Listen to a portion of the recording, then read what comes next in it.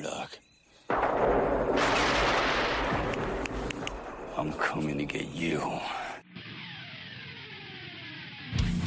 Remember, Sally, when I promised to kill you last? I lied.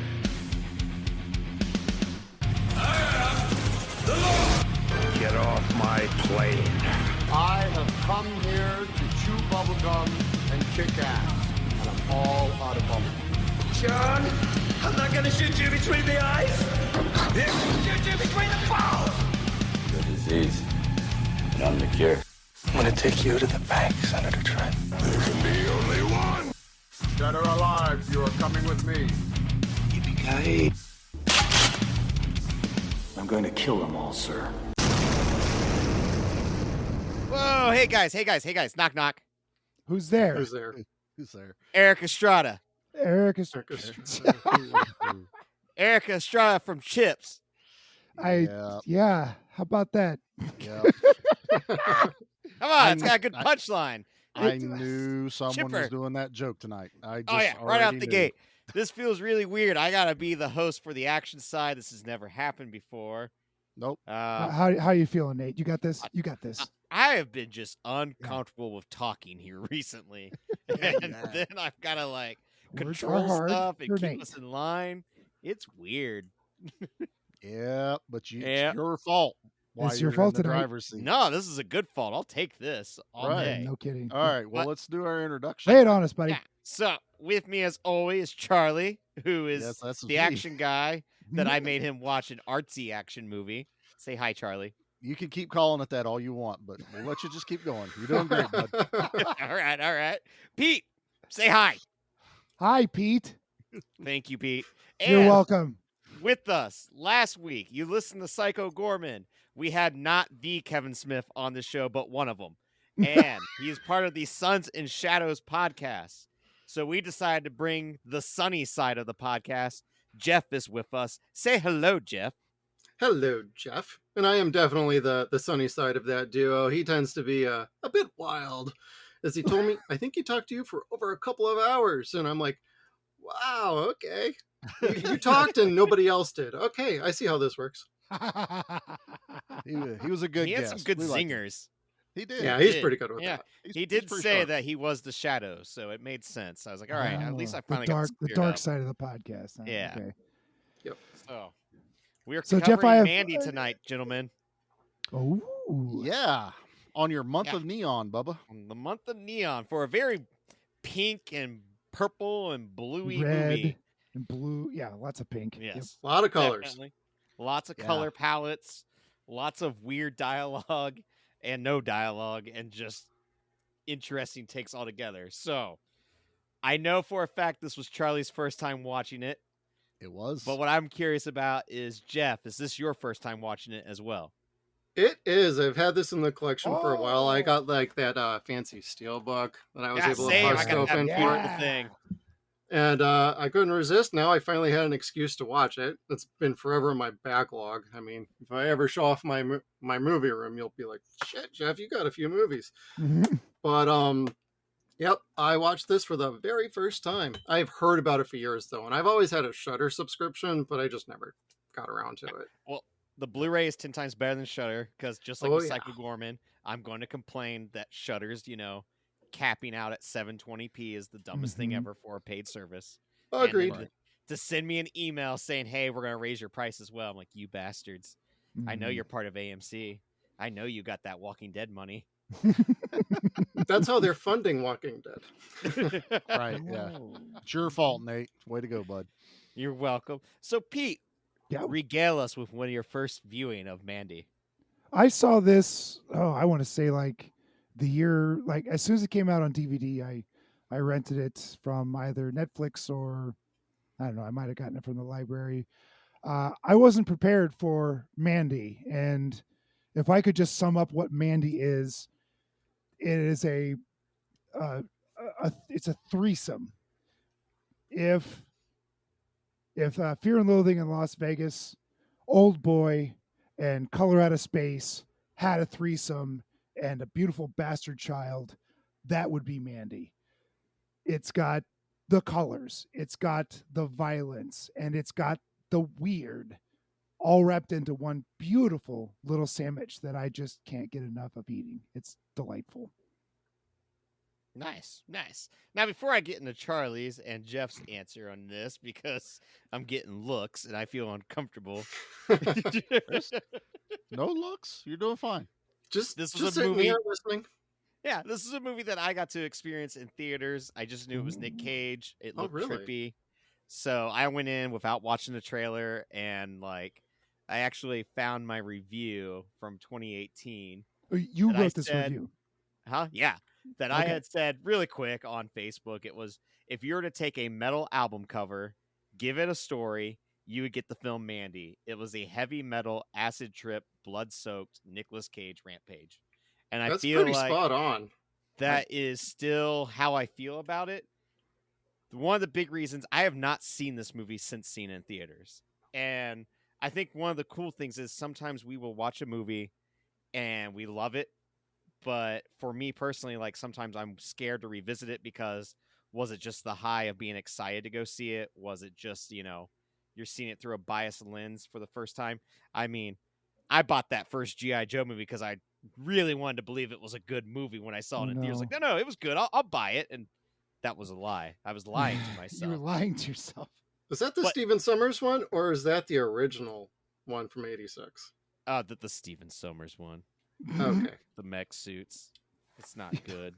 just making clear that you got the bad one.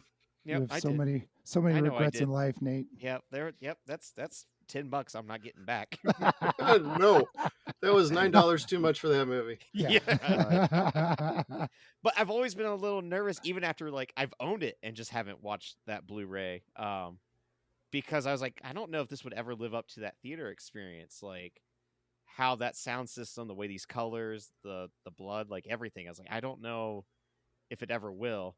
I will say the first half was way better in theaters than it is at home. It's a little bit of a drag at home. Like the colors and the sound definitely are.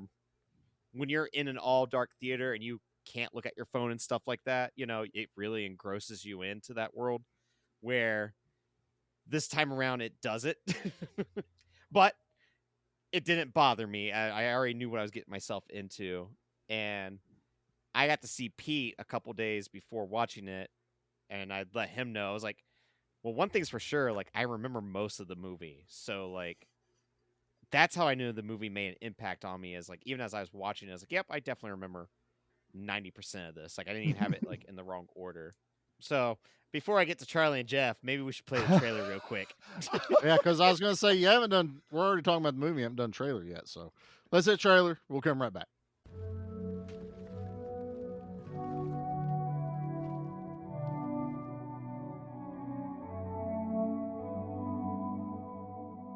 Under the crimson, primordial sky, the wretched warlock reached into the dark embrace. His fist closed around the serpent's eye. Strange and eternal. I need you to get me that girl I saw. Do you know what to do?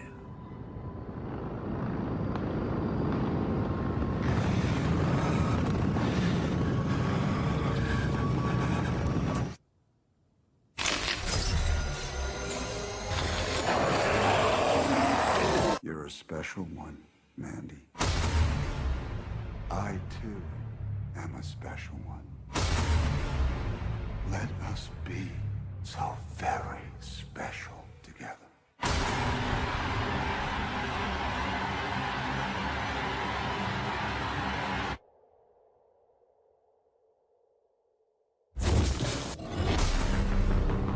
So what you gonna do with that thing? I'm going hunting. So what you hunting? It's crazy evil.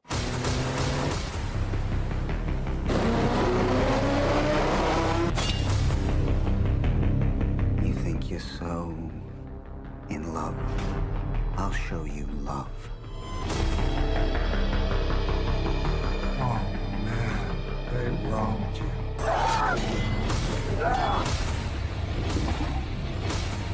You exude a cosmic darkness.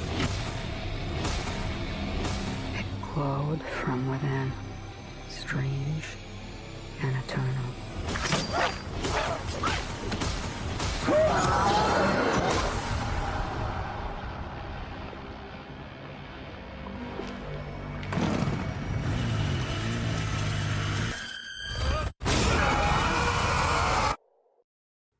Now I'm turning it over to you, Charlie. After that trailer, Turning it what over took to you me. so long to watch Mandy? Because Pete and I have been, yelling at you nonstop to watch it. You guys have. Oh man. And I kind of am like Jeff. I bought it a long time ago, and it's been in my collection on DVD, not even Blu-ray. I bought it at Walmart. And it's just set in my collection. Everyone keeps like, watch Mandy, watch Willy's Wonderland or whatever it is, watch Pig, watch this. And I haven't watched any of those. Pig. And so Nate Pig picks will it. break your heart. Yeah. It will cripple you. Nate gonna keep picked my this mouth shut. for our month of Neon, and I was like, I can't deny from what I understand of the movie it needs to be this month. So I was like, you know what? Now's when I'm going to try to watch it. Now I didn't watch my DVD first. I watched it on Tubi actually. So I got as close to a high def as I think, and then going out and buying the Blu-ray. So I couldn't tear my eyes away from this movie watching it the other night with Jackie, because it's beautiful. I don't know another experience I've had watching a movie where I am just enamored by the color palettes and the scenery and everything. The beginning's very talky. Very talky. It's talky and not talky. Yeah, Well, that's weird. It's very weird when you're right. There's not a ton of dialogue, but there's dialogue with not anything else really going on except a lot of funky shit.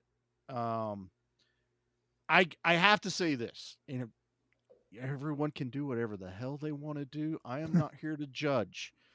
I have never done drugs, so I don't understand what I saw on screen, except there was a part where I went, this is making me sick to my stomach watching it. I was like, this is why I looked at Jackie and I said, this is why I don't do drugs. I was like, this, I don't like this. I don't like this at all. And I was like, I understand where some people are like, this is the greatest movie ever since Pink Floyd's The Wall. And other people are like, what the hell did I just watch? It makes no sense. And then I get to the end, the last half of this movie going, yeah. That's what I was looking for. Right. And we got done watching the movie and Jackie goes, awesome kills. Don't think I like this movie though. And I'm like, I said, I don't know what I think right now. And I'm going to tell you guys right now, I still don't know what I'm going to rate this movie at the end of this episode. That's fair. That's when we'll get in the conversation of it all. Right. Yeah. And just to let you know, this isn't my trope of, I watched the movie. I really actually did watch it a second time today. Oh, nice. To really try to, see if I missed anything, soak it in. And to be honest, I feel like I need to watch it about 2 more times. And Nate actually... When Charlie watches something, he really will watch something. I really watch the movie. You soak it all in. But you said something, and it's very poignant, because today I was just thinking like, man, how do I want to even watch this movie? Obviously, you got to watch it in the dark. The way you described the theater experience was actually what crossed my mind today, is I literally want to take black cloth and drape it from my peripheral view all the way to my television and around it to where it's me and a tunnel to the screen of pure darkness, because I think that is the actual intended way and to 1,000 speakers. Yeah, just something to where there are no outside interferences to your senses. No phone, no noises, like no one home. You, the movie, not even reflections on your wall, just what's coming off the screen. And I think it would probably be almost a spiritual experience. Yeah, if I'm going to be honest. But I'll quit rambling on, because there's more to talk about. I'd like to piggyback 2 things on what you just said. So the color palette, what you're talking about, I think it's equal to or greater than what we saw in 2001: A Space Odyssey.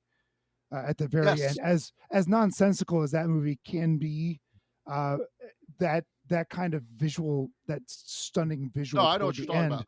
is both erotic and mesmerizing or hypnotizing at the same time. And then what you said about the drugs, like I've never done hardcore drugs at all whatsoever. Right. But when I watched Fear and Loathing in Las Vegas, I knew what it was like to be on hallucinogenic drugs. When I watched Mandy, I also knew what it was like to be on hallucinogenic drugs. Yeah. This that was this done by gave me someone that who's those experienced those that. Yeah. feelings and those extra sensory experiences that truly, like, I'm out of control here, and this is why I don't have any desire to do those kind of things. Yeah. by I hate the not way, being I in need to go control get of a my beer. faculties. Yeah. Yeah, no, I just as we're talking about drugs, I'm gonna go get a beer. Jeff, how about you, bud?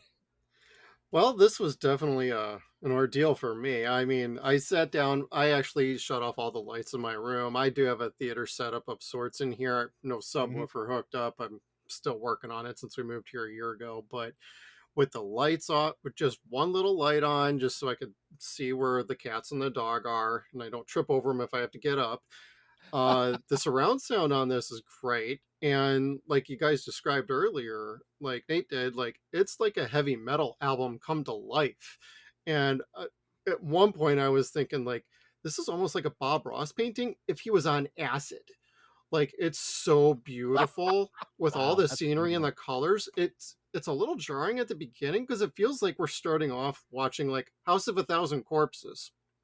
Take for instance, like it starts Yep. off like a normal drama. Hey, this is eventually going to be some horror movie, and then once you hit the halfway point, it goes from what you thought it was going to be, and it goes completely crazy, and it just continues the descent down madness, and how it really gets very visual, even more visual at that point, where you're starting to even wonder, like, what's reality, what's not reality. Like when his motorbike gets stuck, it looks like he's in a hellscape out of like something from Brutal Legend, a video game from like Yeah. years ago. Mm-hmm. Oh yeah, we know And Brutal it Legend. just keeps going, and the violence is great. I love the crescendo, like how it starts off as one thing and ends a completely different thing, and just it's completely stunning. Where I fall on a rating scale, I guess we'll get to that point too, but I will say I did like the movie. Nice. It was not an unpleasant experience. It was just, I never really knew what this movie was other than being told it's like a drug trip. Well, the extent of my drugs is a little 420, and it's been a very long time. Right. Outside of that, it's like, sure, I like my booze, but by the time I'm drinking booze, I'm asleep before anything like this happens. Yeah, you give me like 3 beers, and I'm just like, I'm nappy, fellas, anymore. I had that thought today because I was like, I can't be like this. I never touched anything wrong. I drink alcohol, but I can't drink alcohol. And I've watch never this had movie. LSD or acid before, Right. so I don't know. Right. I'm guessing the scene that tripped you up, Charlie, was the drug scene with the cult leader Oh, and how everything that wasn't the one. No, it was that. It was 100% that one. Yeah, where because that Oh my- scene is so intoxicating to watch that whatever they did, however they pulled that off, is like, yeah, I feel woozy, yes, Yeah. it literally affected me. Jackie asked, she goes, "Should we be wearing 3D glasses because it's in that red that's and blue?" interesting. Oh yeah. And I was Certainly like, felt like that. I don't Yeah. know if we should, honestly, but she was like, that's how it felt to her. But I could not tear my eyes away from that in the entire movie, but that segment exactly, especially when his face and her face were morphing back and forth. And believe me, Oh, coming yeah. off of the month of action where I put Nate's face literally on everything, I understand how that felt. And I was like, wow, this is really trippy now. I've seen Nate's face now everywhere. I might have to do that picture now whenever this episode comes out. You say that, and it makes me think of Slow-Mo in the Dread remake with Carl Urban. Right, Oh, yeah. Exactly that. This movie, circumvented everything I was expecting whatsoever. When I started thinking I understood where this movie was going, left field. Yep. I do have some small critiques about it, which is where I'm struggling with where I am in this movie. I'm real curious what Because those are. I don't need to know mean, right now. I'm if just you guys, really well, curious. I have no Well, problem like, jumping I, right I into think it. no, I got no. Yeah, like I think this is probably one of the most polarizing movies we've covered on the show. I think 'Cause so. this is a movie that people either love or absolutely Okay, so I've never hate. looked at any reviews or anything because I adore this film. Yeah, like and I when don't give I a rat's recommended ass what to one of anybody my else says. friends that I thought for sure was going to love it, and like when he left the theater, he's like, "That movie was absolutely garbage. I don't understand." But what was it? What I was was it like, that he didn't like? well, I think it's how slow that beginning is. It But is. like, Well, it's so interesting too of how it doesn't like you see their relationship, but it's nothing like crazy. It's a normal. They have dinner no, together. I They have disagree. I think this is a stunningly deep love the two of them have for each other that is amplified by some sort of past tragedy that is never uh, that's never addressed. I definitely feel like they get what both you're come from saying, yeah. tragic backgrounds. What Yeah, I meant was, because no one goes that crazy. yeah, it's not without that having some cliche tragedy in the past. Hollywood, you No. know, they had a meet cute. It's like, nah, he's a lumberjack. She's some sort of artist. Their Mhm. paths have crossed. And she works at a gas station or something to make Yeah, ends like meet. he clearly has some sort of history because I mean, Bill Duke and him have a rapport. Mhm. Yeah, That was and great. oh love yeah, Bill Duke. Oh, such man. a great. I'm like, I'm seeing Predator references immediately at that point. Yeah. That's exactly what I said. I put that in our Yep. chat. I'm like, oh shit, it's the guy from Predator. There was two names that popped up other than Nic Cage. It was Bill Duke and Richard Brake. When I saw those two names come up, I was like, yes. And then I got mad because I was like, where is Richard Where the Brake? hell are they? Where is everyone I just saw? This was Jackie Where's during Waldo? during Yeah, the right. Rosario Dawson thing where she's like, where's Rosario Dawson in this movie? And I was like, wait, she'll She's get here gotta show eventually. up. Just wait, she'll be there. I But, assure like, you. We know that Red definitely has like a blacksmith history. Like he has a dark past. We Yeah. just don't fully know what it is. We know Mandy's got this scar. Whatever happened to her? Maybe she comes from like a domestic abuse situation and then finds the softy that is Red, who appears Right. hard on the outside. Because she has the scar when they do the flashback of them meeting, which Yes. I feel is Yes, at the very very end. important. Yep. Because that means he had nothing to do with that. And you're right. Mhm. I think that leads to there was some past type of trauma that she and either he both have dealt with, and they are true literal soulmates, which I think is one of the main keys of this movie. Yeah. Is they're truly soulmates 'Cause on when- that level. I did not expect her to go the way she did in this No. movie. Like I said, it circumvents everything I was expecting. I was fully expecting them to kidnap her, which they Right. do, but Mhm. then I realized they're at their house. Wait a minute, they didn't leave. They're at Nic Cage's house and that, and then they kill her because she laughed at you, which I love. Yeah. That whole It's so good. It's such a good scene. Oh my God. I read that the guy that plays Julian Sands originally said, I am not doing nudity.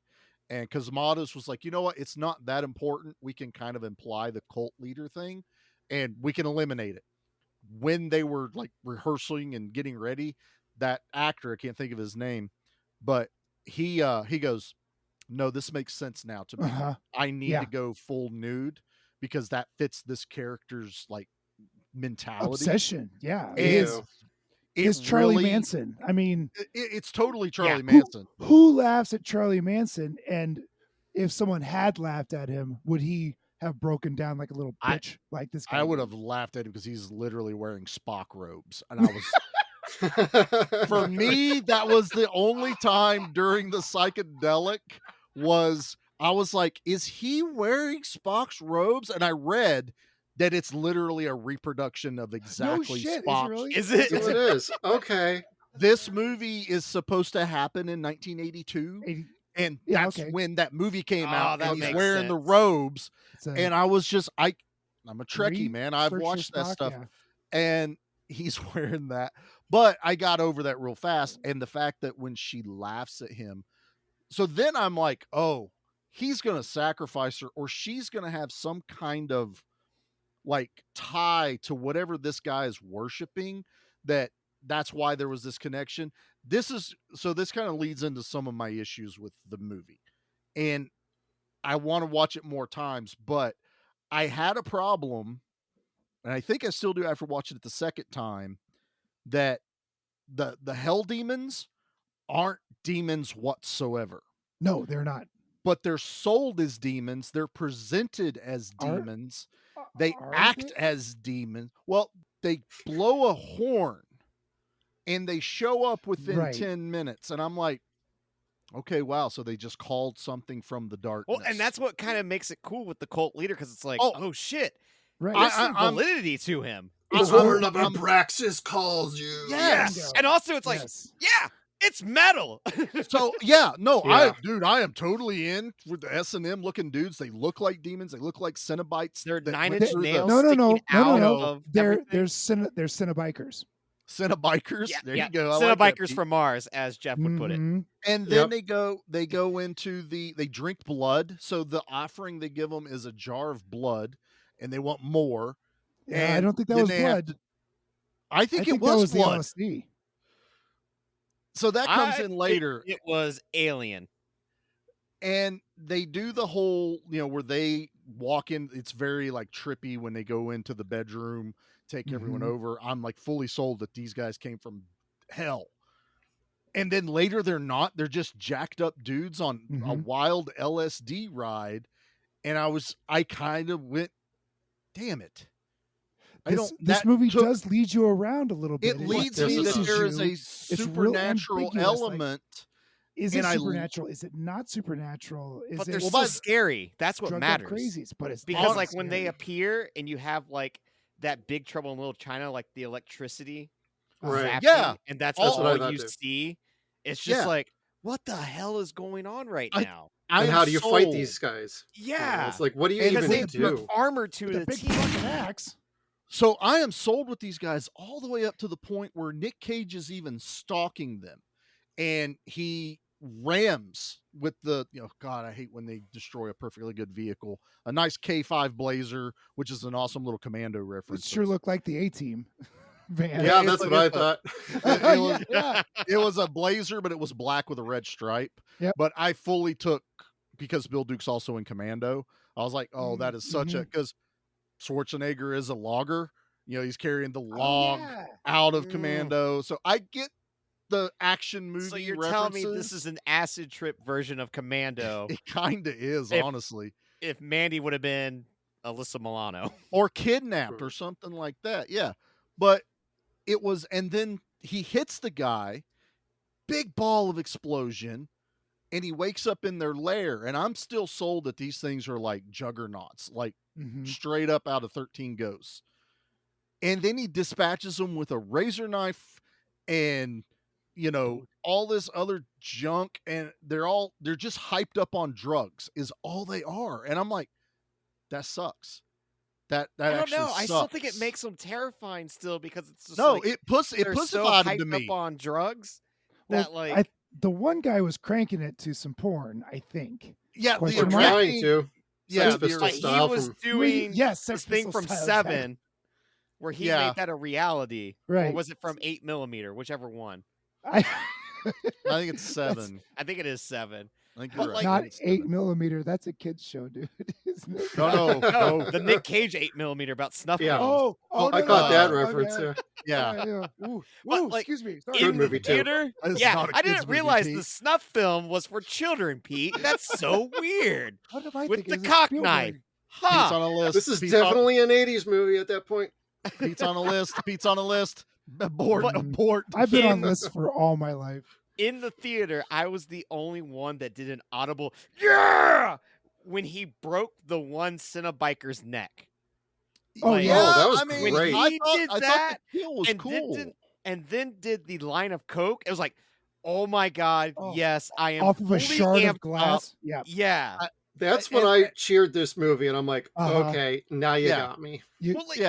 Hook, line, and sinker. At He's that on point. full It got rage me. mode by then. Yeah, I get it. He's not expecting to live through this experience, so he's like, "Let's Don't go, be bitches." negative, Pete. Don't be negative. Don't be negative.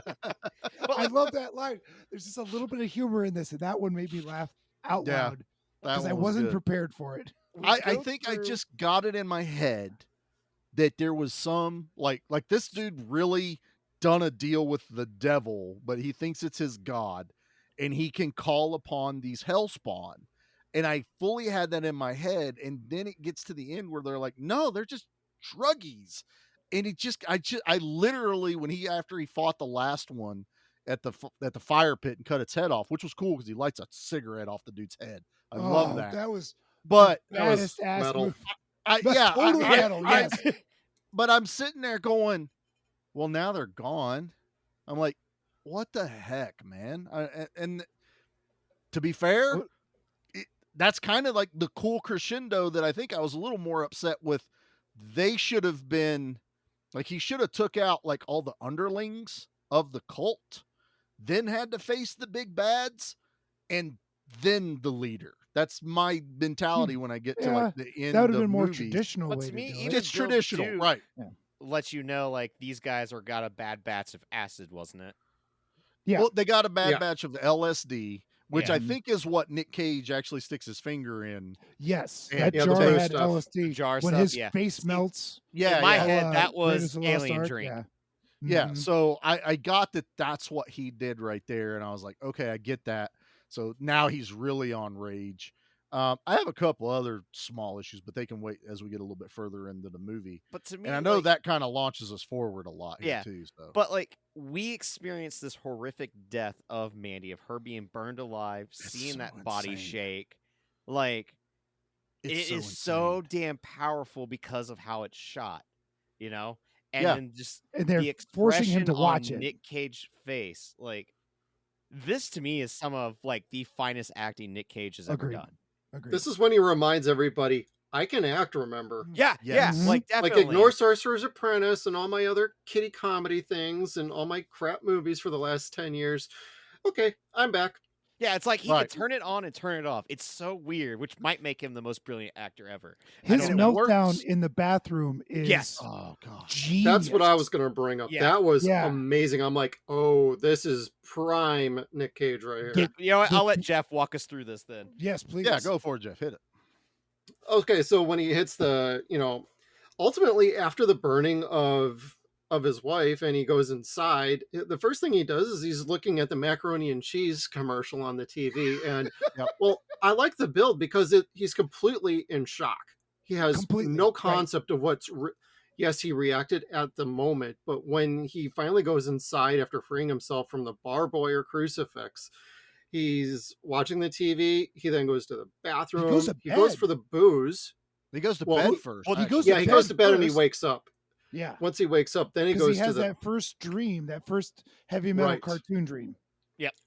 That was very jarring, to say the least. Yeah, They hadn't oh. done that up to that point, and I'm like, wait, is this That- heavy metal or what am I watching? that caught totally me not off heavy guard metal. too. I Mhm. was like, because I love heavy metal. I love that Mhm. that movie. But I was watching it going, whoa, we're really doing it, aren't we? Mhm. And then it stops and he goes back into life. I was like, I see what's going on now. I just like So to think that's how Nic Cage dreams in general.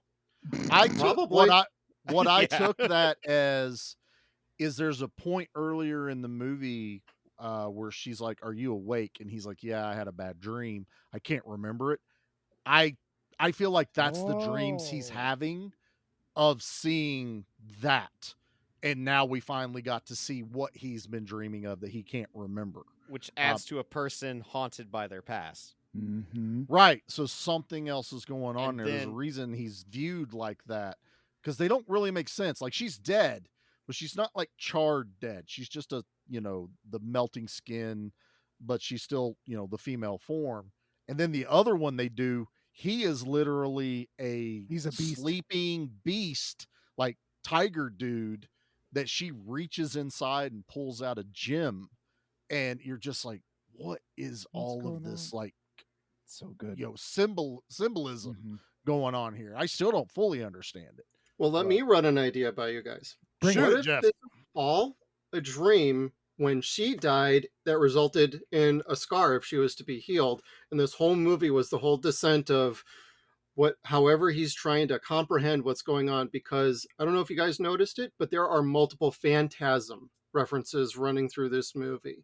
Yes. Not just the first one, but the Really? second one. But if you kind of look at it from one perspective, you can see like, what if this is kind of like an homage overall to Phantasm? Because it starts off very much like an independent art film, and it goes Sure. completely nuts by the very end. And you're like, Mhm. Right. what did I just watch? And so you got all the imagery, I and then got this that. plot device of just, hey, what if this all stems from her death? And he's just going down like this horrible rabbit hole, and he cannot connect with reality that way. I got that out Blowing of my mind the right now. I got that out of the ending because when he's in, not the seeing her in the car with him, it Right. was when they panned away from the car as it's driving, you are literally on an At a alien hellscape. planet. Mhm. Like, yeah, Yep. I mean, there are Two moons. Yeah. three Yeah. planets that we I- see in the sky, Yeah. and all of the mountains are jagged. Mhm. And it's not hell that what we Right. expect to be hell, and it's very alien. And I got done watching this movie going, did he die earlier? See, that's Like, what I wondered. that's Did he what I die thought. and that's I was heaven? I was Or- saving that. I think he's dead at the end of the movie. I truly feel that. But I I really can't do. Point out exactly where he died. Where he would have But- died. But Right. there's also another thing that totally negates it is the whole car scene. This movie is all over the place. We can be all over the place. Is when he's all bloodied up and he's doing the flashback where we get to see when he met her, and then she's Them in the sitting bar, in the car beside him, and he does that stupid freaky smile. Oh, I love it. It's so I great. saw that and I bust out laughing. But then the camera cuts again and to the outside of the car, and she's not in there. So if this was him already dead, Mhm. why would she not be She in would the still car be with him? him. Now, That's what I'm saying. If it was Yeah. truly him dead, she'd be in the passenger seat. One of the Yep, things you're I right. wanted to point out too, because I caught it the other night that I didn't catch the first time around. When he goes to the bathroom, that is when I realized, this is when all the movie's lighting is natural light. Yes. There's Yes. no fake lighting in this movie. Like, if No. a character enters a room and only the TV is on, that is the only light in the shot, which Mm-hmm. I think is a very brave and bold decision. But the second thing is when he has that breakdown and the amount of screaming that he does, Oh, he reaches for a bottle of vodka that's hidden. And that is a sign of what, someone that has a drinking problem does, where Yeah. they hide alcohol somewhere in the room. So that also adds to his backstory, I believe, of like, he probably had issues from whatever PTSD that he deals with, and alcohol was probably his coping mechanism. There's a small nod to that when he Yep. gets done for the day working at the beginning of the movie. They get on the helicopter to leave. The guy offers him a beer, and he's like, "No, I'm good." I missed that. And Yeah, I missed so that too.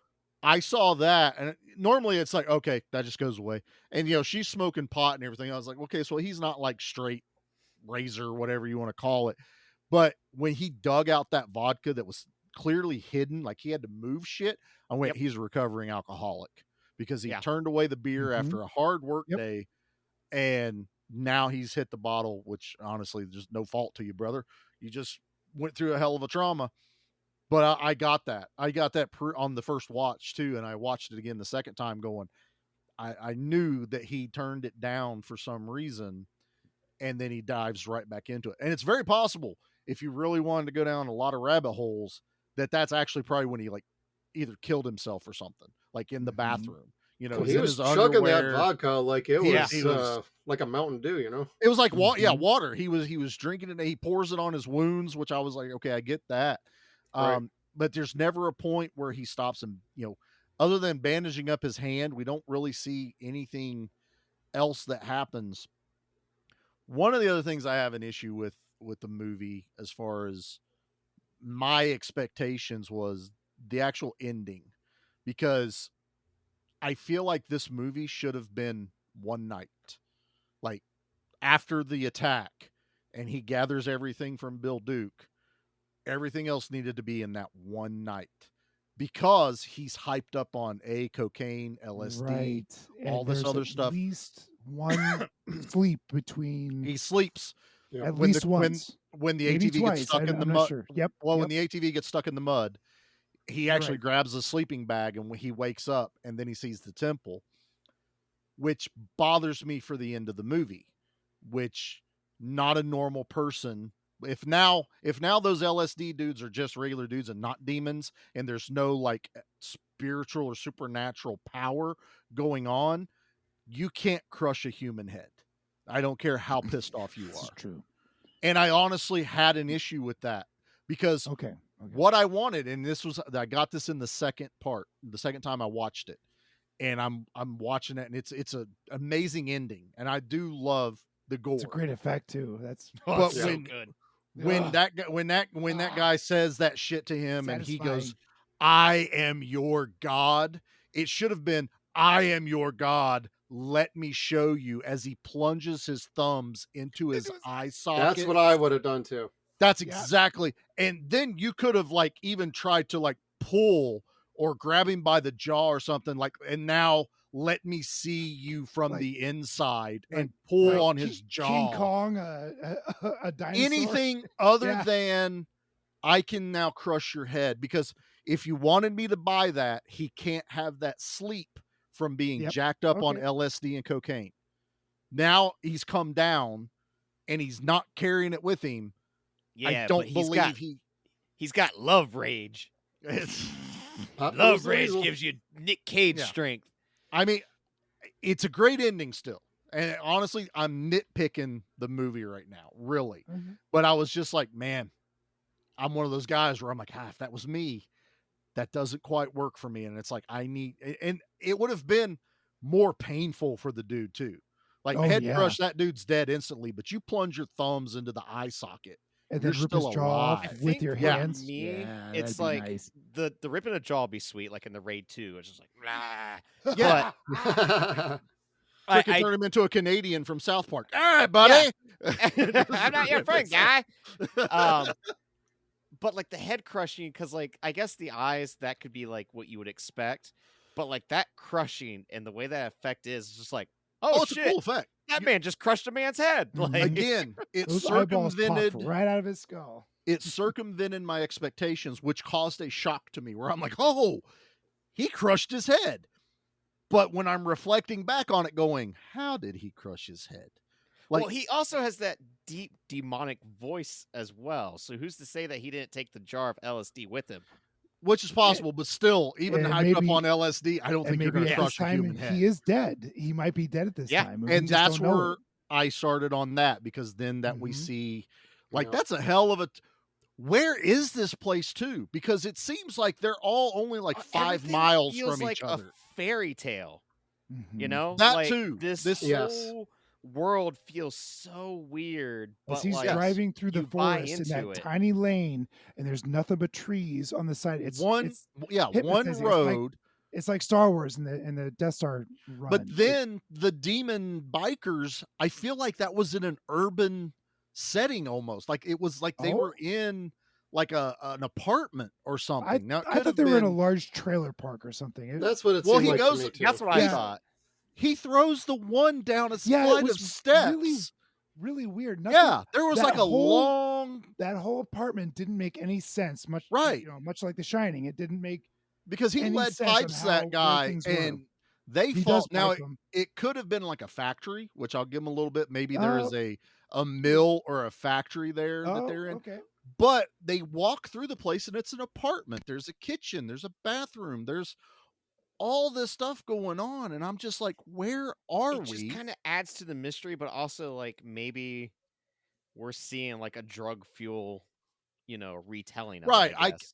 I'm sure what we're perceiving is, we shouldn't be Ambiguity trying to. of Yeah, what we the hell shouldn't is be really trying to going on. draw lines. Mhm. It's like The Chemist, which I finally got Richard Brake in the movie. Thank God. There you go. When he popped up, I was like, yeah. He didn't have to turn around because we see him from the back, and I He went, was so "It's Richard Brake!" And Jackie's God, like, yeah, he was "What?" so I was like, good, "I've been man. waiting for this dude."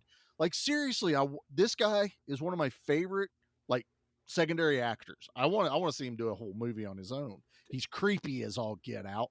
He looks like a villain. Mhm, I've loved mhm. him since I saw him in like Doom with The Rock, early on.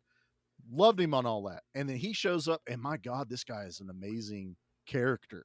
Like, he's on drugs, but he's talking to, Nic Cage. He's listening to him talk without paper in acid with bare hands. Oh yeah, and then he licks I don't his know fingers. a lot about making drugs, but I don't think that's a good idea. He licks his fingers. Well, And then if he you licks watch his all those fingers. like movies from the 80s, like they always got their boobies out when they're making cocaine. You're not wrong. I mean, So maybe it's like totally fine to do that. You've never seen those movies? There's Yeah, they always have the girls in the drug lab, and they're not wearing tops, so they can't Because hide. that's so they can't hide or drugs. steal any Yeah. of the drugs, right? Yeah. Oh, I just thought it was like something they do in Scarface. No, dude, it's so they can't steal from them. Nah, I just figure it's because they're like boobies and it's the 80s and cocaine. And I'll say this, and actually, to be fair, they do it to the guys, but differently. A lot of movies, when they're counting money, those guys are usually sitting there in their boxers and tank tops. They're not wearing their clothes, so they can't slide money in their pockets as they walk out.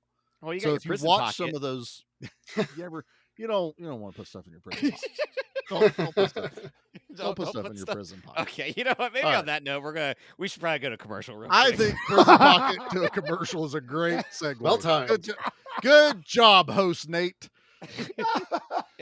Is a commercial for like prison pocket pony? Well, I was God. thinking Let's go about to hot. commercial. I was Please go to thinking about commercial. hot pockets, but I'm definitely not doing that now. Oh, hot prison pocket, huh? G.I. Joe will return after these messages. Is this thing on? Oh, hey, I'm Jeff. And I'm Kev. We're the hosts of Sons and Shadows, a podcast of two regular guys talking about our favorite canceled TV shows and movies. We're all about having a good time, remembering these shows, and exploding your mind. Come over and check out Sons and Shadows on all podcatchers or directly at sonsandshadows.com. Because we're filthy and fine. Who ate all the macaroni and cheese? Look, Cheddar Goblin! Cheddar Goblin, did you eat all the macaroni and cheese? Nothing's better than cheddar. Cheddar Goblin. Cheddar Goblin! Cheddar Goblin! Cheddar Goblin!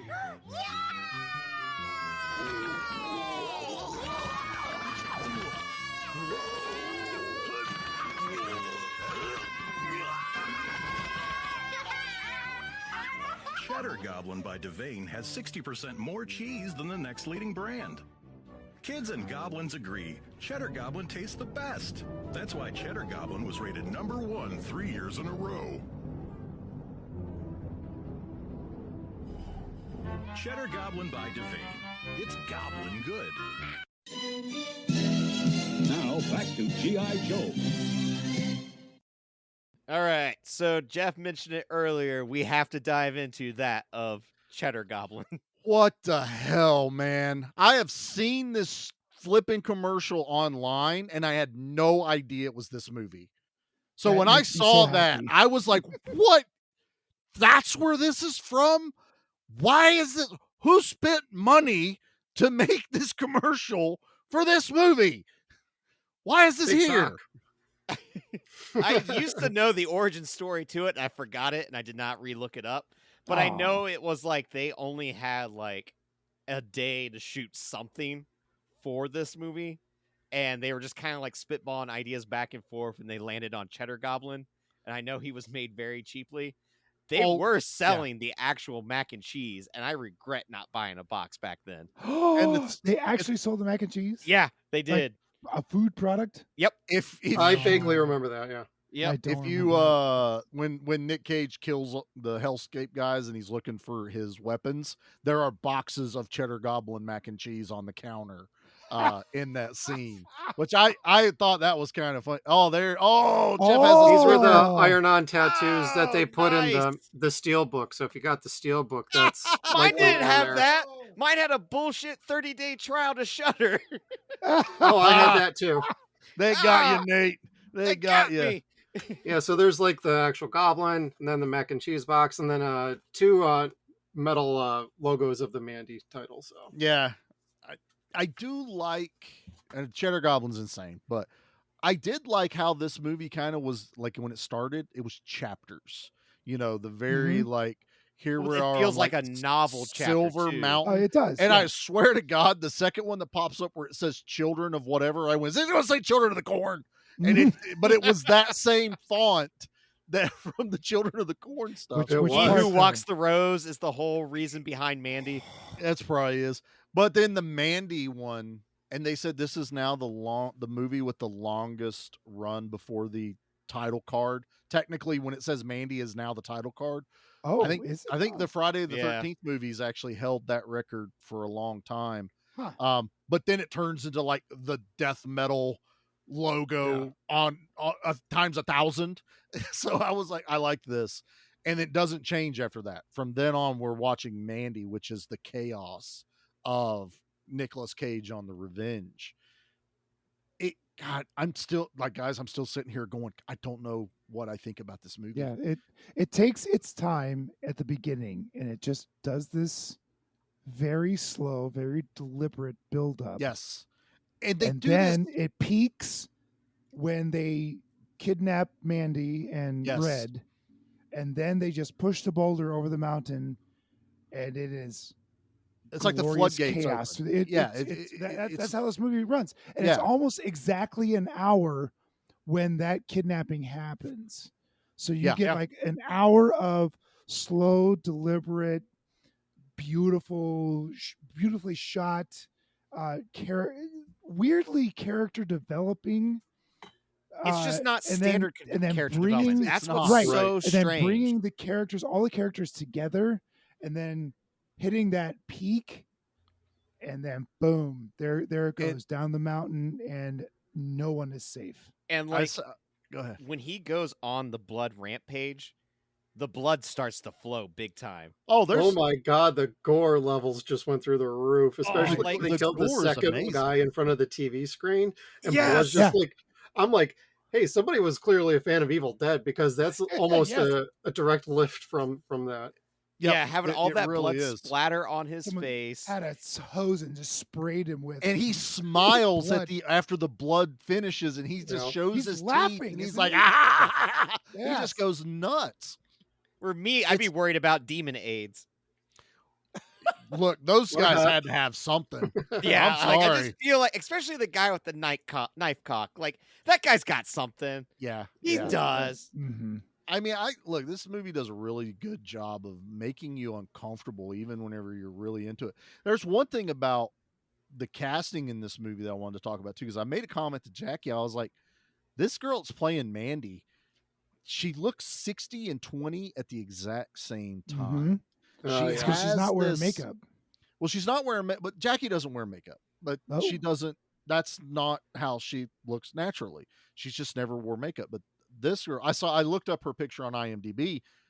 You gotta it had to tell me that was her. I'm like, no, it definitely doesn't look like. But I'm watching, and I'm not saying that she doesn't look good. No, she looks good. But she looks good. She's got a beautiful hippie vibe to her. It's but hypnotic. world weary, very world weary though. But it's what very she much does, an 80s look. Very much so. You're right. That nails it. It's an 80s hippie look, because the 80s was all about the Aquanet and the but makeup. she's like in a Motley Crue shirt, so she's definitely a little Right, bit so on she's not a valley girl. Yeah, she is the precursor to Seattle grunge. Okay, you know what I mean? all That's right. I'm down with that. That kind of how that goes. Because man, when she's walking through the woods, when she finds the dead baby deer, but that it's so like gorgeous. Like you guys said, it felt like a fairy tale. It felt like now a scene from Lord of the Rings or some shit, when she's walking through there, and then it's a shocking wow, she's really admiring that thing.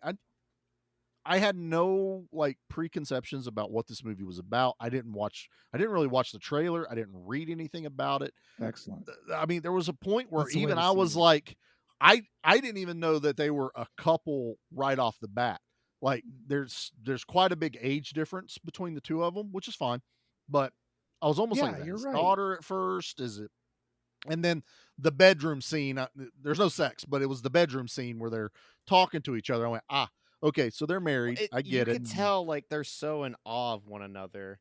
And like one of the things too, like with the dead deer thing and like her pointing out to that, if anyone has had a goth girlfriend, one of the prereqs is you have to accept that you're going to have random roadkill show up at the house. That's just like Yep. a precursor of like dead bones are going to appear. So you just kind of like, you got to roll with it. Like, Becky's not what I would call your quintessential goth girl, but there are some skulls in the bathroom of small animals. Yeah, but she also has a very gothy Snow White appeal that she literally brings home live animals. like, And it can be anything, a bird, a lizard. I can't even remember. She brought home a turtle once. She found baby squirrels. That would have been 10 times cooler. Possums. Because with that, Baby possums we had to now rescue. come on, and take. possums are adorable. I get I that. love possums. She was on her walk and a possum had been killed and she was gonna move it with her walking stick and saw the belly move and found babies. And so because it's a marsupial. I had to go get her. Marsupial. I had to bring a box, go get her, and then she took it to the Humane Society or whatever it was to deal with it. So the babies And eat then their I way out had of their to mom? Metal. I don't know.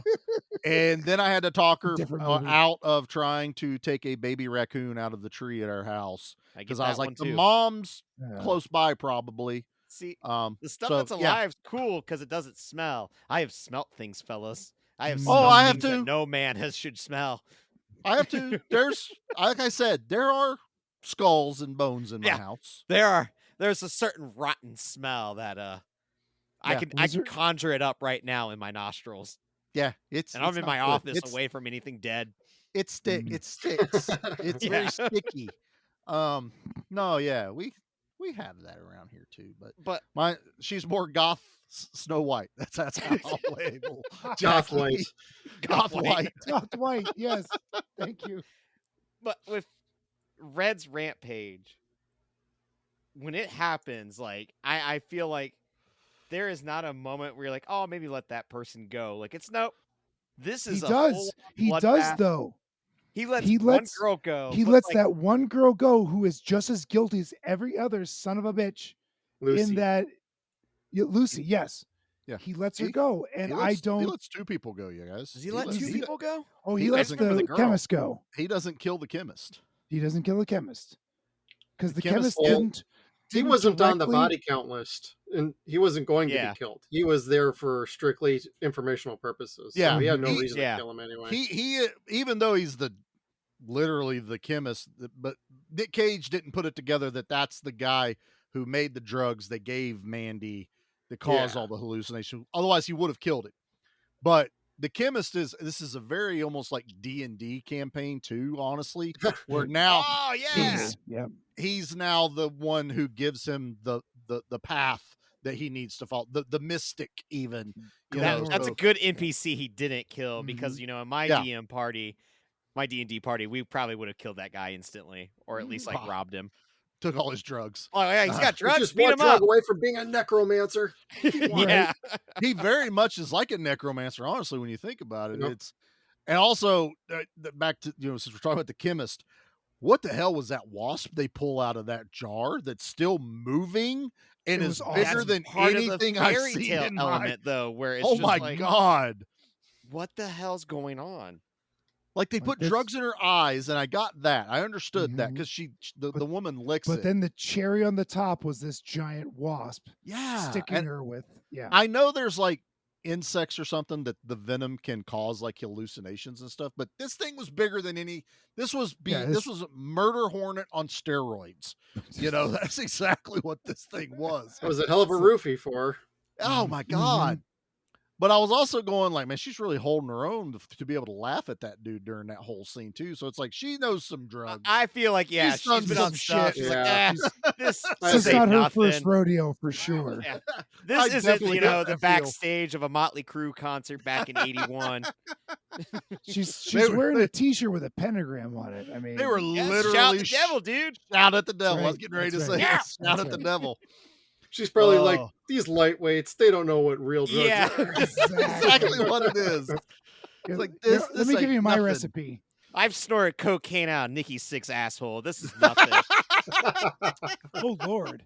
Jesus, that's the That's PTSD she got. That's where the scar came from. Yeah. Whoops. She didn't that know how he had you- a Prince. She didn't know she had a Prince Albert at the time. So I'm fairly certain that was in the dirt. wow, the show took a turn. Pull out, Oh Nikki, my God. Pull out. I'm amazed. Stop it. We haven't talked about one amazing thing so far. Chainsaw fight. Oh my God. That's Phantasm 2, in my opinion. Yep. Straight up. Yeah, you're right. God, I didn't even make that Oh, connection. Evil Dead stuff. I mean, it's Yep. chainsaw fight. I got a chainsaw. Hey, I got a bigger chainsaw. Yeah, I right, love that. right. And that dude is amazing looking. He's jacked. He's Yeah, so he is cool. jacked. Yeah. He is tall. I looked him up on IMDb. He has no picture, and he's only been in like one or two other movies. No kidding. So there's nothing else I can find. Like I was like, maybe that's a stunt dude because that happens. Mhm. Right. This dude was a mountain of a man. That he's wielding this chainsaw like it's It was like a 3-foot stick. chainsaw. I mean, that Oh was yeah, a it was logger it was, chainsaw for sure. Yeah. It was Oh, like yeah. that one from Texas Chainsaw Massacre 2, whenever they have it hanging up Oh, on the wall. There you go. You know, the Yeah. giant one. That's and that dude, he doesn't flinch because I'm sorry, it's not exactly quiet when you try to start a chainsaw. Trust me, just the other day I was cutting a tree down. And so Nic Cage is trying to start this little thing, and that dude's just whittling and slowly turns to see him. It doesn't jump It's up. like this cockiness to him of Yeah. like, I've Like, got a oh, bigger knows one. You that a shut up chainsaw finally. doesn't start on the first pull ever. His did. That Well, dude was just got done. That's using a it. just man who done. keeps his Yeah. chainsaw well oiled. Yeah, that's That's true. it, man. Trust He me. takes it to bed at night. He takes care of it. That's right. Lubes He it goes to up. sleep with it, as he would Oh, eventually yeah. do so Hey. later Yep. on in that fight. The chainsaw, the He chainsaw's just jumps on family, top of it. He Yeah. mounts his chainsaw. and that's great. lovingly. I did like that, and I love that Nic Cage doesn't start his right away, even in the fight. Like he's using Oh, yeah, it he's more still as trying to start it, yeah. defensive, trying to start it, and he gets some good cuts. I mean, Nic Cage is actually pretty damn agile, but you also have to be reminded he's a lumberjack too, so he's not exactly a weak, He knows how to skinny use- guy. Oh, You know, he right, knows how to use right. a chainsaw. Yeah. Apparently, he knows how to fight. You know, he does forge an axe, which, okay, maybe that's not exactly how you make an axe if you're really trying to forge no, one. not at all. But it looks really, really cool. Yeah, but if for you a saw that movie. axe coming at you, you'd be like, all right, I messed up. It You're was like, an bye. accident. Right. I That didn't know he was also- going to burn her alive, dude. I'm sorry. That also kind of leads me to where I'm like, really, what is the time? The timeline. Timeline here, because he polished that damn thing. You know how long it takes to polish that entire piece of metal He to was a on a mirror love finish? rampage.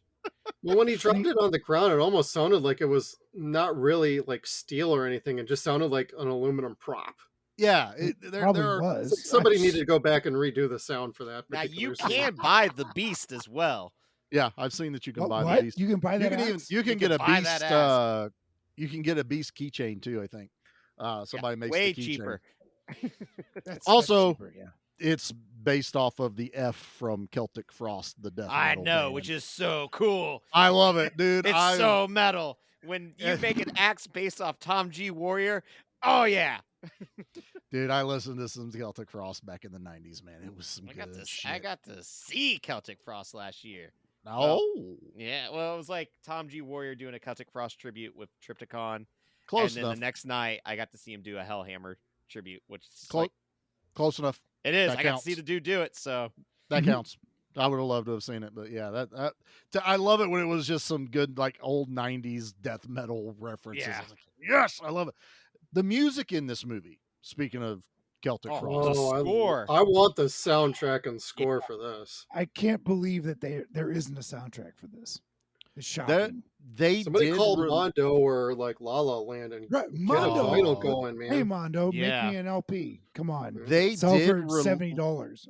They released the Jeremiah Sands song. He plays her during the psychedelic part, and it got to like number 2 on Spotify or something. Like people were literally I believe it downloading that. because, like, God, The you second scored time I this? listened to it, I was actually digging on that song a little bit. I was like, Yeah.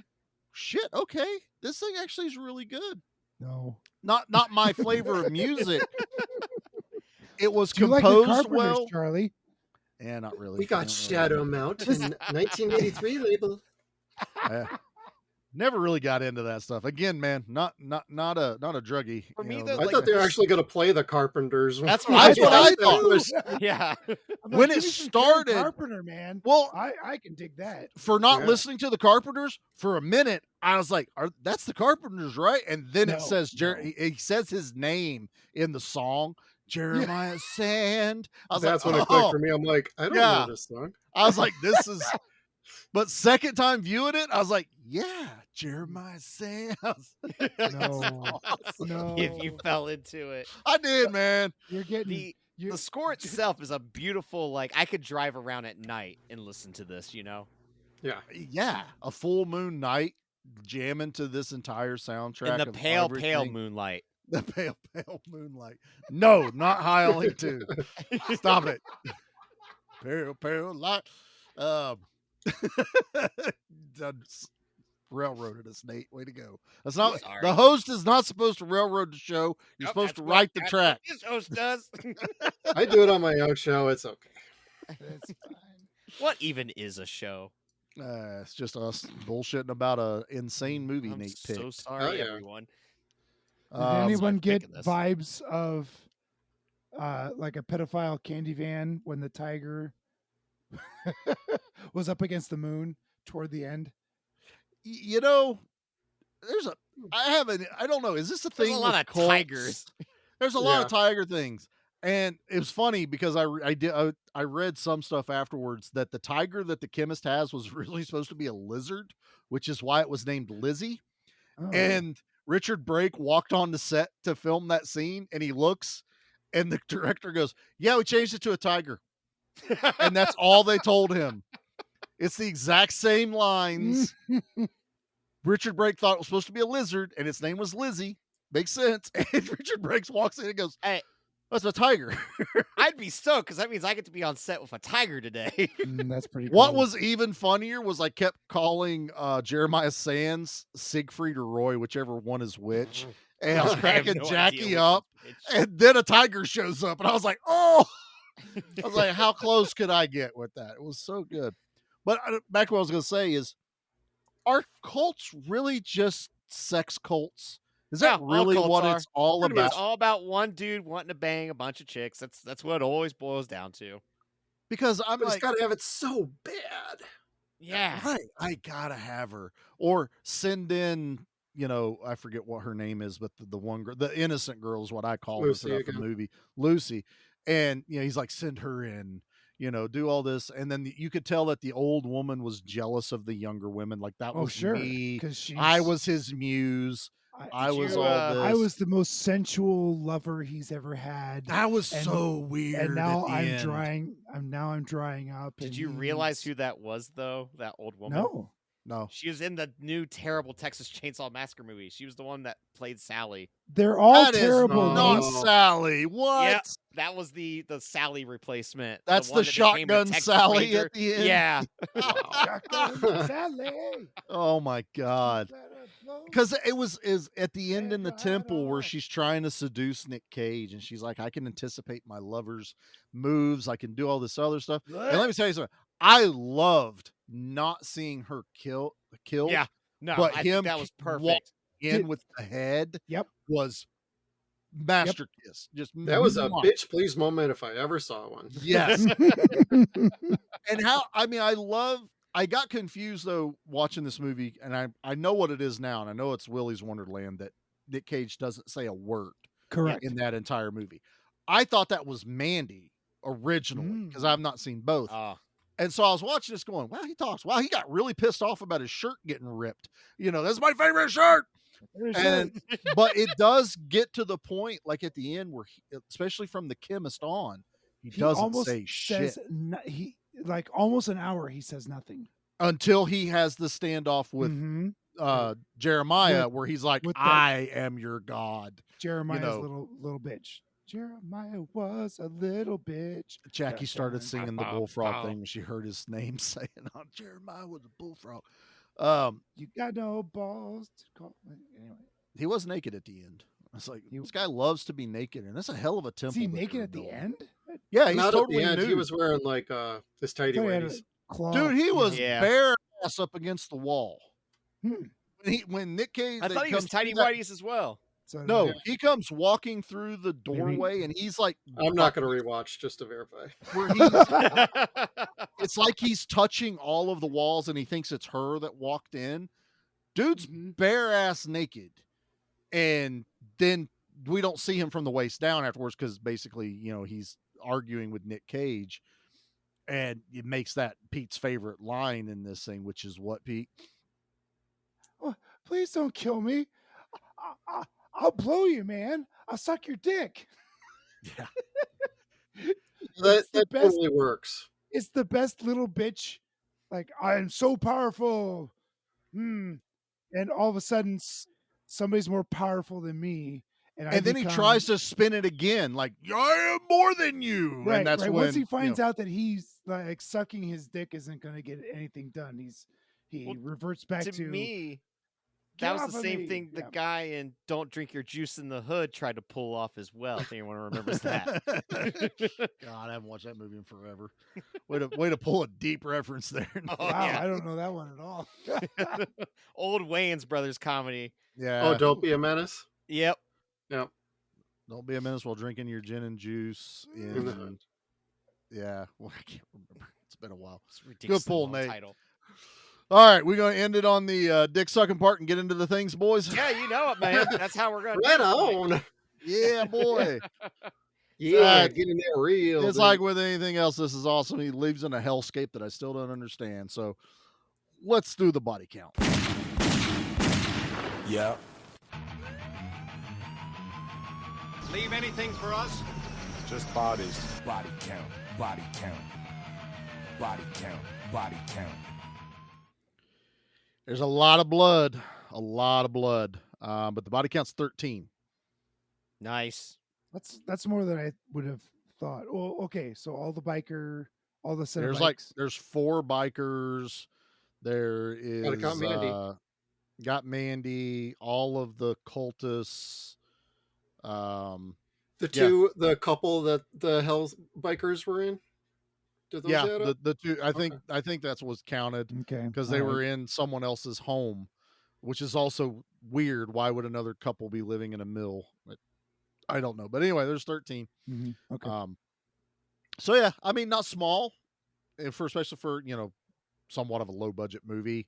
Minimal cast. I think it definitely like surpasses your expectations on that, because I remember even being in theater like, what if this like doesn't pan out like I want it to, like just that nervousness of like, oh no. But then once it ramps up and he's like, he's using the beast to cut off heads and stuff, it's like, yep, no, I'm getting what I wanted out of this. Absolutely. So, you forget about little things like the fat pig, they called him, the blonde curly haired dude. Yeah, definitely. And the biker grabs him by the head in the window, and he just pulls him into the darkness, which again, Charlie's sitting there going, yeah, these demons are badass. And then they're not demons. It pisses me off. But well, that's actually like foreshadowed because basically Jeremiah says, and take the fat one too for a sacrifice. So well, yeah, so the first time I watched it, I didn't catch him saying that.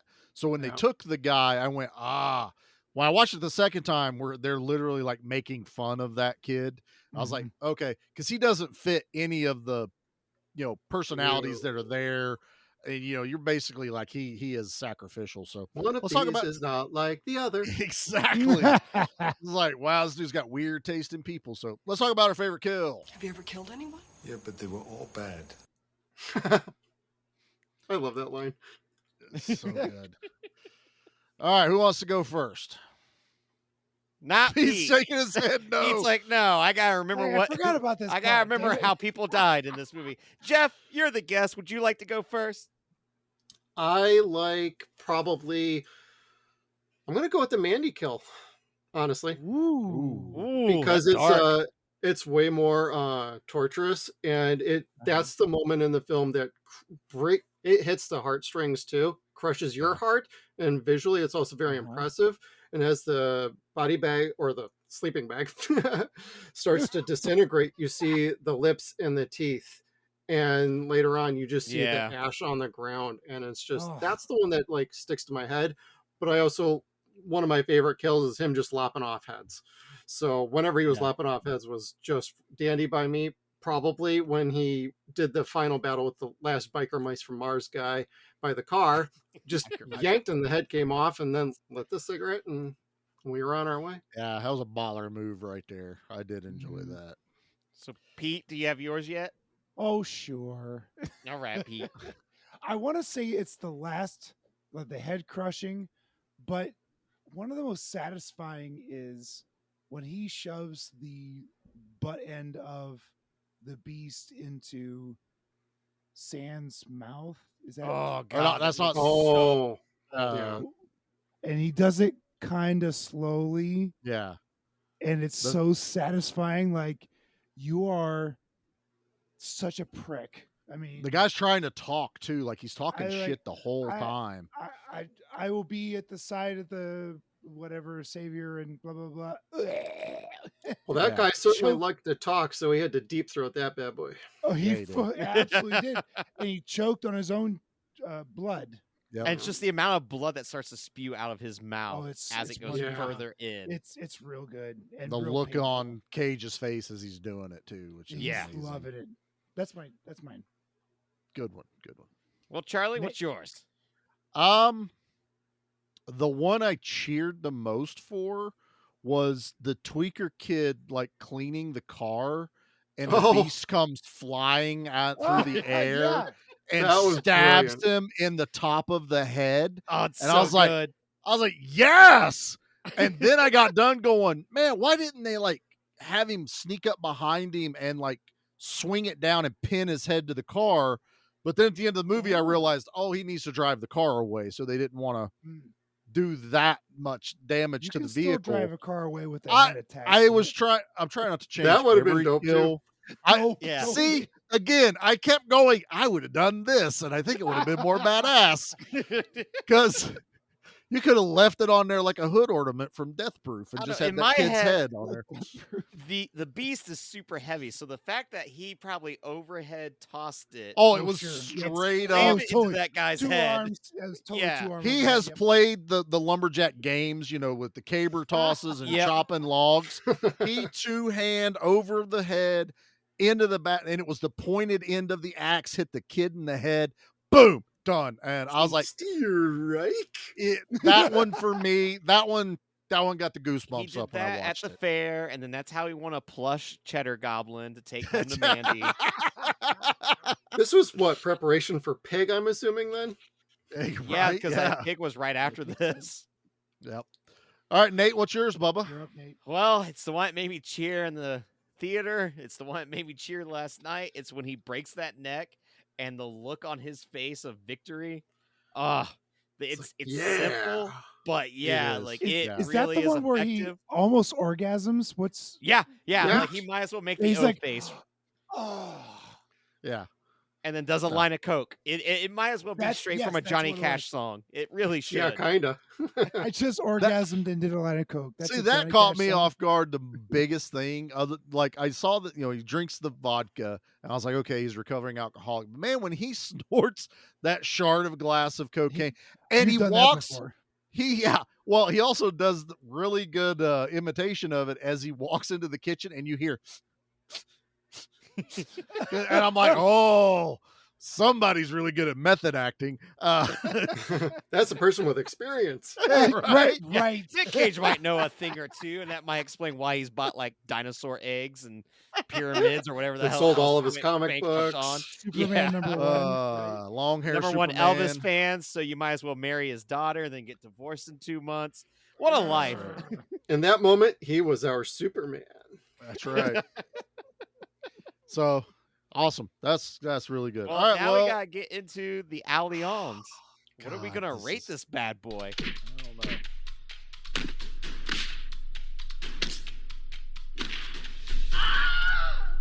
Because I'm curious, Pete. What are you giving this? This is a solid recommend. This came out in a time when a lot of the folk horror was out, and I think this kind of skirts that folk horror, folk horror action sort of thing. This movie is almost undefinable as far as a genre, but I adore it so much because there's so much good violence in it, and there's so much satisfying revenge. So it's a solid 8.5. Please go watch this movie. Nice. All right. You know what, Charlie? I'm gonna have you go next. What? Yeah, because I want Jeff to be like the guy, then me. Yeah, that's fine. Plus, it's fun just to look. You go, all right. I've watched this movie twice. I've now discussed it with my buddies, and I still have no idea what I want to rate. That's literally what I'm sitting here going, because I get why you picked this movie. I get kind of why it's in the action slot, which it's fine. You know, we were being a little loose with the rules this month anyway. Plus, we just had a whole month of action, so I'm not overly upset. It's a beautiful movie. I truly could not tear my eyes away from it. Second viewing, obviously I wasn't watching it at night, which again, I totally recommend if you watch this, it has to be like pitch black dark. Oh yeah. So I'm really only watching it the second time to just make sure I haven't missed anything, to make sure I kind of understand the plot as it went through. Not that I'm trying to actually, you know, decipher all of the rabbit holes. I think safely I'm going to rate this at 7.5. Upon more viewings, that may go up. It won't ever go down from there. Yeah, it's still higher than I expected, because there was a part of me went, oh, Charlie's going to absolutely hate this movie. But then, like, as I was rewatching it, I was like, oh, wait, no, there's a lot of good here that if he hates this, there's enough to latch on to. Yeah, I was like, when the beast hit that guy in the head, I went, if Charlie hates this, then there's something broken. This is one of those things, like, I'm not afraid of a dialogue driven movie, which obviously, you know, we just did the Grindhouse movies with Tarantino, very dialogue driven and death proof. And I was also kind of reminded watching this movie of how you guys described watching Steel Dawn. And then I watched this going, yeah, there's not a lot happening. There's not a lot happening. Oh, there was something. Not a lot happening. Not a lot happening. But I'm so engrossed in the world building in this movie, I was excusing a lot of the time it took. It's a 2-hour long movie also. Like, yeah. I saw that. Long, yeah, it's weirdly long. But I don't really hold that against it. So I feel like I'm being really generous at 7.5. Maybe if I did drugs, it would be a 9. But yeah, I'm going to stick with 7.5 Allions. All right. Respectable. Jeff, what about yourself? Because this being your first time watching it too. So I'm interested. I actually really enjoyed it. I'll get to my score in just a moment, but the only a couple of things I would say is I love like the homages. It's a beautiful film. You just have to understand going in, it starts off like an independent art house film and it ends up in a very different place. If you walk in blind, you're going to feel like, when is this movie starting? When are we going to get moving? Where's the story? Hey, like, we're already doing bad things to our characters, yet we barely know anything about them other than they're a couple. So I can totally get how, like, the slowness can kind of be a little jarring, but stick with it. This movie is an experience. The narrative, it plays off itself exceedingly well, and it's a fun time. To the credit of the 2-hour runtime, I do feel like you could have cut about 10 minutes out, and it might have tightened some things up. However, I'm not going to hold it against the movie for doing that. This was definitely an artistic choice to how it was built and how it played out. And I had a fun, fantastic time. I loved the homages. I loved the influences. I just overall loved how metal this was by comparison to something, say, like Deathgasm, which is just a little too goofy for me. This is a little more my wheelhouse. It gave me a little bit of everything that I like out of a movie in one movie. So it's kind of trippy, but I'm going to rate this at a solid 8.5. Yeah. Nice. Nice. Yeah. Nice. Nate? All right. This is your pick, bub. This is. This and this yeah, kind I- of set everything off too, honestly. Yeah, this Like- is kind of like what ushered in me wanting to do like a synth-esque month of neon and just weird Right. colors that I adore so much. I'm so glad this movie still held up on a second viewing because it was one of those things that I held so close to my heart of like, man, have I blown this up too much now? Like, have I hyped it up too much even to Charlie? And yeah, like when I watched it, I did watch it at night. I tried to make it as dark as possible because I wanted, to really be engrossed into the movie itself. Mhm. And that first hour does drag just a little bit. Once you get introduced to the cult members, it definitely picks up for sure. I mean, I'm just repeating what anyone else has already said.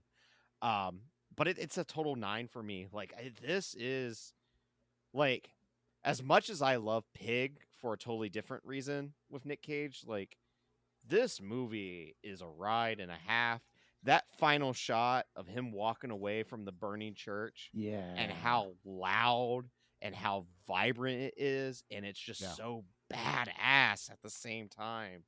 Like Panos, I don't know how to pronounce his last name. so I'm not even gonna try. Cosmatos. His dad's the one that directed Tombstone, so the money that he got in the inheritance from that is what paid for Mandy. Basically, that's in my canon. Yeah, why not? Yeah. But I want to see him do other stuff. Like I know he's only got one other movie and I haven't watched it. I did almost watch it last night and it's just like I think because it doesn't have Nic Cage in it, I'm like, oh, like what if it's not as good as Mandy? Because I have a feeling it's not going to have an axe getting thrown into people's heads or chainsaw fights. Right. But yeah, like I really adore this movie, guys, to the point where like I even got my little red guy. Oh, yeah, there you you got go. red, Oh, vinyl yeah. red. That's awesome. So yeah, that's it. I'm glad everyone really liked this movie, though. That's relief when I pick a movie. Yeah, right. Good But- choice. No, totally good. So, Nate, you want to do your trash review, bub? Yep. You know it. We gotta do a trash review. I don't want this to happen. I'm the trash man. I come out, I throw trash all over the ring, and then I start eating garbage. And then I pick up the trash can and I smash the guy on the head. Oh, that's gonna be a disaster.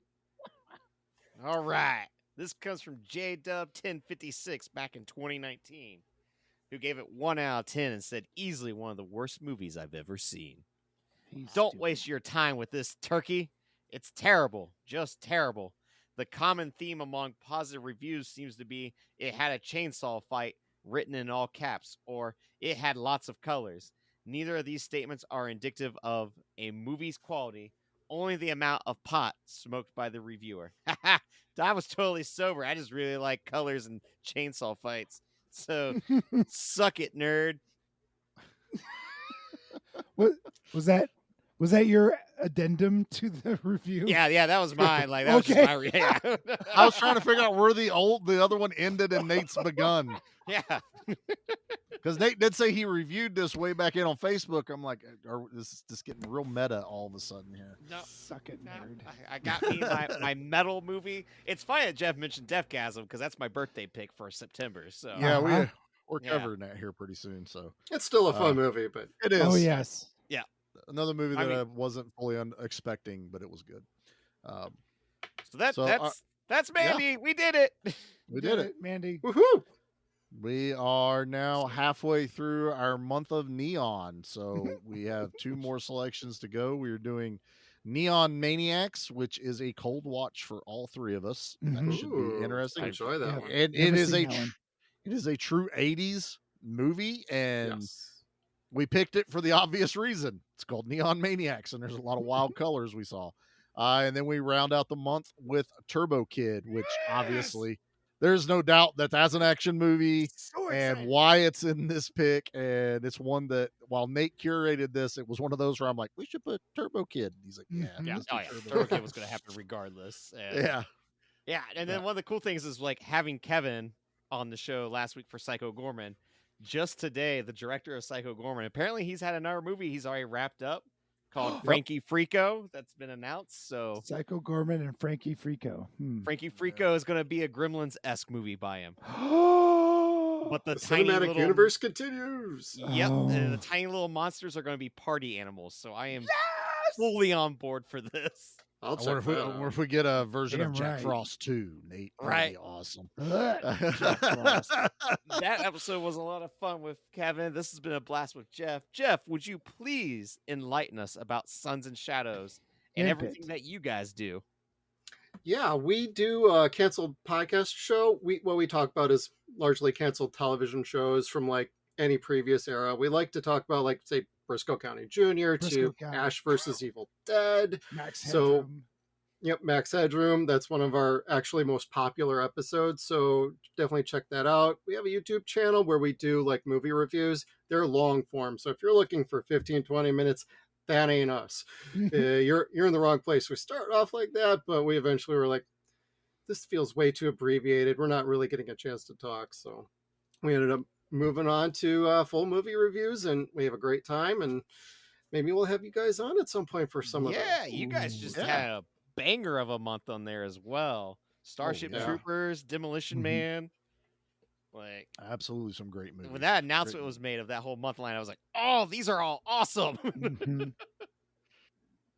Yeah, we feel like we're really hitting our stride, and we got some great movies. And like, hell, our Terminator episode is over 8,000 views, and it's like, what? It's fantastic. It's right up our alley. So awesome. Yeah, everybody needs to go check out Sons and Shadows. You can find them on Facebook and Instagram and all the other places that you find us, which is also where you can go and find us over at Give Me Back My Action Movies, the Facebook group. Give Me Back My Horror Movies, the Facebook group. We are both on Instagram. We are on TikTok, X now, Whatever.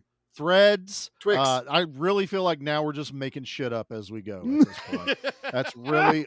It's going to change all again on next X week, now. which is Gotcha. why I always say we're on Bliblam and Blablu and all the other social Please media pass places. the blue blogs. Yeah, pass the blue blogs. Rate us 5 blarks. It's the best way to go. So yeah, we are everywhere. That crack beat up on that one. Wubba lubba dub dub. Wubba lubba dub dub. So yeah, good times. Everybody go check us out. I guess I get to do the thing, don't I, Nate? Yeah, you do. Oh yeah, Nate. You want to get us out of here with a good word, bub?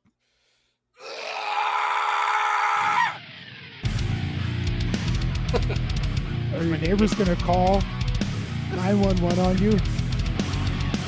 No, I'll just say I was watching Mandy. Or maybe a help. I'll call 911 on you. Some- No. Well, if it was up to me, I would just scream the entire episode. But I feel like about 3 minutes in, people probably would just shut the podcast off. I would have left, I'm sure. I would have expected that, or him just going, "That was my favorite shirt. That was my favorite shirt."